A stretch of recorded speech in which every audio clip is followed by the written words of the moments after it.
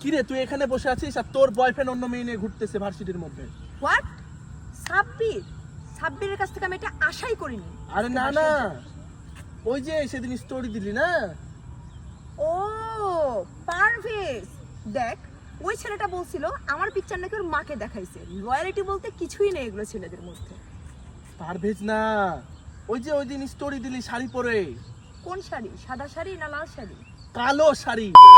ও রাব্বি, এই ছেলে না 2 দিন আগে কি করছিল জানিস? আমার জন্য হাত পা কেটে মানে সুইসাইড অ্যাটেম্প করে। উফ, এগুলোর মধ্যে লয়ালিটি কিচ্ছু নাই। রাব্বি না, ওই যে বাইকে করে যাচ্ছিলি, দিয়ে স্টোরি দিয়েছিলি কালো শাড়ি পরে। ও তানভীর, আমার বাবা মা এরকম একটা চিটার ছেলের সাথে আমার বিয়ে ঠিক করছে। আমি এটা মানে ভাবতেও অবাক লাগছে। ঠিক আছে, ছেলেদের মধ্যে আজকাল লয়ালিটি বলতে কিছুই নাই দোস্ত, বুঝলি?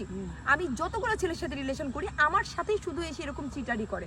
এগুলো আমার একদমই ভালো লাগে না। আমি রিলেশনের মধ্যেই যাব না, বিশ্বাস কর। তুই অনেক বেশি লয়াল তো, সেই জন্য তোর সাথে এমন হয়। থাক দোস্ত ওই ছেলেটাকে দেয়।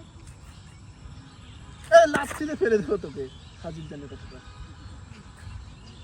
লয়ালিটির কোনো দামই নেই আমার।